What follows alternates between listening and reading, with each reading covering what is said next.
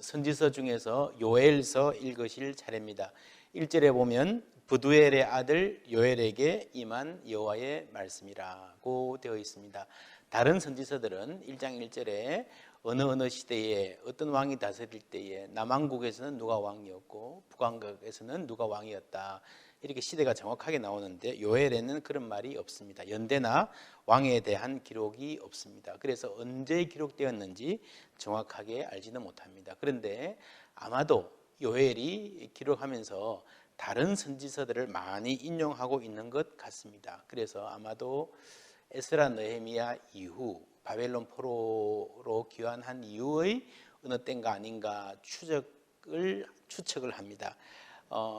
그러나 뭐 구체적인 연대가 그렇게 중요하지는 않고요. 어느 시대에나 해당되는 일반적인 메시지라고 보실 수 있습니다. 1장을 펴보시면 메뚜기 재앙이 나옵니다. 4종류의 다른 벌레가 와서 농작물을 완전히 싹 쓸어가는, 하나도 안 남기는, 그래서 엄청난 흉년이 예상되는 그런 재앙을 말합니다. 메뚜기 그러면 출애굽기가 생각나시죠? 예, 맞습니다. 이스라엘 백성들은 늘 출애굽의 사건을 되새기면서 자신의 역사를 그 출애굽에 비추어서 역사를 보았습니다. 요엘서 전체의 주제를 한마디로 말하라면 여호와의 날입니다. 여호와의 날. 그러니까 하나님께서 지금은 침묵하고 계시고 행동하지 않고 계시는 것 같은데 역사 속에 나타나셔서 구체적인 뜻을 펼치시는 그날이 여호와의 날이죠. 상식적으로 생각하면 우리는 여호와의 백성이니까 여호와의 날은 우리에게는 좋은 구원의 날이 될 것이다. 맞습니다. 그런데 우리 가운데 죄악이 있다면, 우리가 하나님 뜻대로 살지 못한다면 우리가 여호와의 날이 되는 것을 마냥 좋아할 것이 아니라 우리가 먼저 두려워해야 될 수가 있다라는 말을 요엘서는 강력하게 전하면서 여호와의 날을 이야기하면서 회개를 촉구합니다. 1장 15절에 슬프다 그날이요 여호와의 날이 가까웠나니. 여호와는 우리 편인데, 여호와의 날은 우리의 날인데 아니에요. 회개하지 않으면 우리도 벌받을 것이다 라는 메시지를 담고 있습니다. 그리고 1장 9절에 보면은 소재와 전제가 여호와의 성전에서 끊어졌고 여호와께 수종드는 제사장은 슬퍼하도다. 예배의 중단, 다른 어떤 농작물이 파괴되고 경제적인 어려움이 있고 정치적으로 나라가 망하고 하는 것보다 가장 큰 슬픔은 예배의 중단이다 라고 하는 고백을 하고 있습니다. 2장에는 같은 여호와의 날인데 1장에서는 자연재해였고 2장에서는 전쟁의 이미지가 강하게 나옵니다. 7절에 그들이 용사같이 달리며 무사같이 성을 기어오르며 우리를 죽이려고 오는 무시무시한 적군이 등장을 하죠. 그게 여호와의 날입니다. 그래서 그 충격이 얼마나 컸던지 10절에 보면은 그 앞에서 땅이 진동하며 하늘이 떨며 해와 달이 캄캄하며 별들이 빛을 거두도다.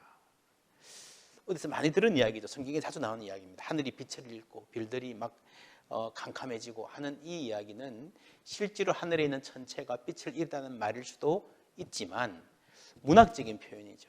우리가 아버님이 돌아가시니 하늘이 캄캄해졌다, 하늘이 무너진 것 같았다, 이런 말 하지 않습니까? 그래서 전쟁, 올해가 6.25 70주년 기념인데 막 그 포탄이 날아오고 사람들이 죽고 하는 그때에 정말 하늘이 캄캄해졌다, 별이 빛을 잃었다라고 하는 그렇게 표현을 할 수 있죠. 완전한 절망을 표현하는 말이라고 볼 수 있습니다. 2장 11절에 또 여호와의 날이라는 말이 나옵니다.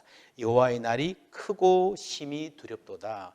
당할 자가 누구이랴 하고 나서 본격적인 주제, 회개의 촉구가 나옵니다. 여호와의 말씀에 너희는 이제라도 금식하고 울며 애통하고 마음을 다하여 내게로 돌아오라 하셨나니 너희는 옷을 찢지 말고 마음을 찢고 너희 하나님 여호와께로 돌아올지어다 하고요. 그 다음에 하는 말씀이 그는 은혜로우시며 자비로우시며 노하기를 더디하시며 인애가 크시사 뜻을 돌이켜 재앙을 내리지 아니하시나니.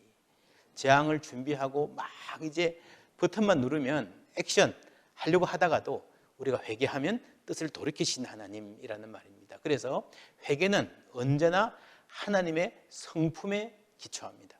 하나님이 어떤 분이신지를, 하나님이 얼마나 은혜롭고 자비로우신 분인지, 우리를 불쌍히 여기시는 분인지를 알 때 우리는 언제든지 회개할 수 있는 다시 새로운 소망을 꿈꿀 수 있는 상태가 되는 것입니다. 그래서 요엘서에는 새로운 장래, 하나님이 펼치실 아름다운 미래의 소망도 나옵니다. 2장 28절에 그 후에 내가 내 영을 만민에게 부어주리니 너희 자녀들이 장래 일을 말할 것이며 너희 늙은이는 꿈을 꾸며 너희 젊은이는 이상을 볼 것이며 그때에 내가 또 내 영을 남종과 여종에게 부어줄 것이며 만민이 하나님의 영을 받을 것이다.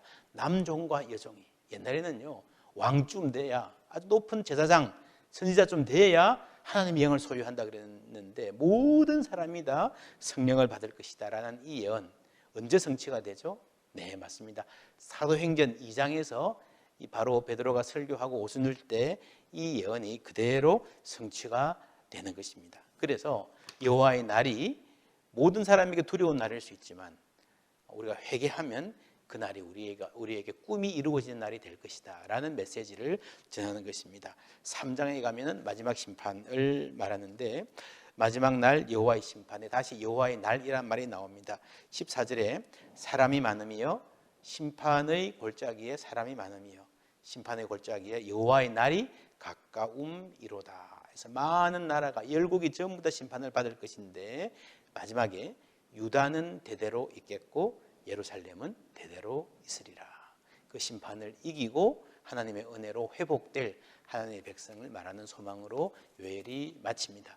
그래서 하나님께서 이 고생하고 고통하던 하나님께 부르짖던 그러면서 회개해야 된다고 자각하던 이 이스라엘의 역사를 통해서 오늘에까지 이르는 구원의 역사 모든 만민에게 성령을 부어주셔서 하나님 알게 하시는 역사가 어떻게 이어지는가 여호와의 날의 이야기 요엘서에서 만나보실 수 있습니다.